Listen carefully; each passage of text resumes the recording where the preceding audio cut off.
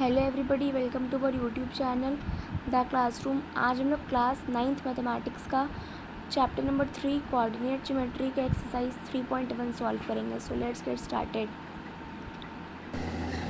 Exercise 3.1 का question number 1 है, how will you describe the position of a table lamp on your study table to the another person. तो हमको यहाँ पे बताना है कि हम किस तरह किसी स्टडी लैम्प की पोजीशन बताएंगे किसी दूसरे पर्सन को। तो पोजीशन बताने के लिए क्या किस चीज़ का यूज़ किया जाता है? कोऑर्डिनेट ज्योमेट्री जो होती है वो हम लोग यूज़ क्यों करते हैं? हम लोग कोऑर्डिनेट ज्योमेट्री का यूज़ होता है पोजीशन बताने के लिए। जैसे हम लोग कोऑर्डिनेट ज्योमेट्री में हम लोग कोऑर्डिनेट सेलेक्ट कर लेते हैं, एक्स वाई कोऑर्डिनेट्स की मदद से हम लोग पॉइंट्स की लोकेशन बताते हैं। उसी तरह हमको यहाँ पे फर्स्ट क्वेश्चन में हमको क्या करना है, टेबल लैम्प की पोजीशन बतानी है। तो एक फिगर ड्रॉ कर लेते हैं। टेबल है,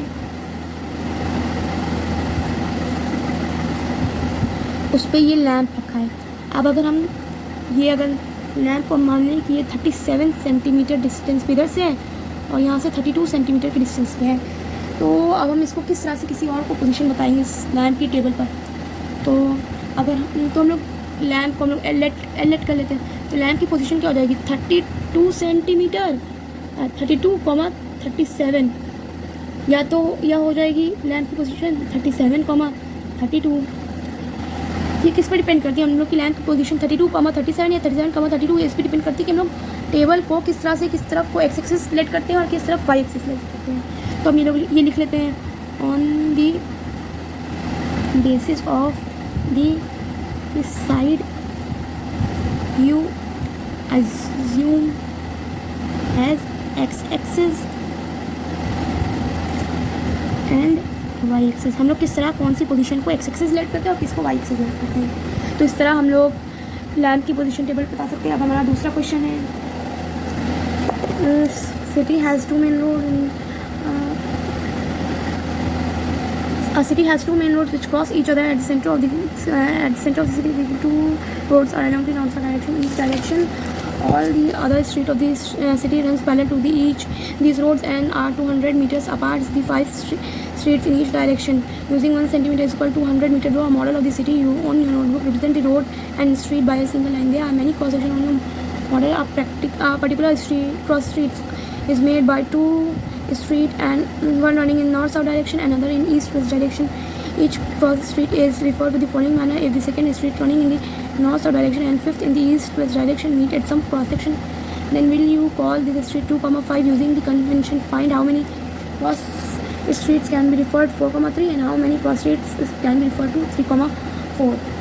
तो अब हम इस क्वेश्चन में हमको पूरा एक सिटी का फिगर दिया हुआ है, पूरा एक्सप्लेन किया हुआ है कि हमारी सिटी किस तरह से बनी है। तो इसमें है कि नॉर्थ साउथ डायरेक्शन में एक रोड जाती है जो कि सेंटर पे बाइसेक्ट करती है, मतलब सेंटर पे एक दूसरे को काटती है। और उस पर हर रोड पे पांच स्ट्रीट्स हैं जो कि दोनों साइड से पैरेलल, नॉर्थ साउथ रोड से भी पैरेलल है और ईस्ट वेस्ट रोड से भी पैरेलल है। अब हमको स्केल दिया 1 सेंटीमीटर का 200 मीटर लेट करके हमको ये पूरा बनाना है। पूरा ये हमको कॉपी बनाना है। तो हम किस तरह बनाएंगे? सबसे पहले तो हम नॉर्थ साउथ डायरेक्शन की स्ट्रीट्स बना लेंगे, रोड बना लेंगे नॉर्थ साउथ डायरेक्शन की। ये हमारी नॉर्थ साउथ हो गई, ये हो गए ईस्ट वेस्ट डायरेक्शन हो गया। अब हमारा, और ये बीच में सेंटर है, हमारी जो रोड्स हैं 1 सेंटीमीटर इज इक्वल 200 मीटर हमको स्केल दिया हुआ है। अब क्या है हमारा क्वेश्चन में, हर स्ट्रीट जो है, हर 5 स्ट्रीट जो है पैरेलल रन कर रही हैं रोड से। तो अब हम बना लेंगे स्ट्रीट्स। तो ये 5 स्ट्रीट्स बन जाती हैं, 1 2 3 4। अब इस तरह सारी स्ट्रीट्स बन जाएंगी। नॉर्थ साउथ डायरेक्शन से पैरेलल 5 स्ट्रीट्स हैं और ये ईस्ट वेस्ट डायरेक्शन से पैरेलल भी 5 स्ट्रीट्स हैं। अब हमको बताना है कि second in north south direction and fifth in east west direction. Second in north south direction तो हमारी ये है और फिफ्थ इन ईस्ट वेस्ट डायरेक्शन तो हमारी ये है। तो ये स्ट्रीट का नाम हम लोग क्या देंगे, 2,5 होगा। इसका कोऑर्डिनेट बनेगा, क्रॉस सेक्शन का नाम बनेगा 2,5। अब तो ये बन गया। और उसके बाद how many cross street can be referred as 4,3 and 3,4। तो कोई क्रॉस स्ट्रीट है तो ये यूनिक नेम होते हैं। स्ट्रीट जब दो क्रॉस कर रही हैं, 2 स्ट्रीट एक दूसरे को क्रॉस करें तो एक सिंगल पॉइंट बन रहा है, एक यूनिक पॉइंट बन रहा है, तो ये ही रहेगा। ये एक से ज़्यादा क्रॉस सेक्शन के नाम 4,3 या 3,4 नहीं हो सकते, यूनिक्स रहेगा। तो पहले तो हम 4,3 मार्क कर लेते हैं। 4,3 ये है हमारा 4, तो ये 4,3 ये 4,3 और ये 3,4 ये नहीं ये 3,4।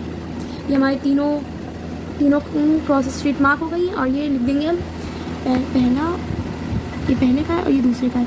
और ये हमारी ऑल दी लिख देंगे all the cross streets has unique point.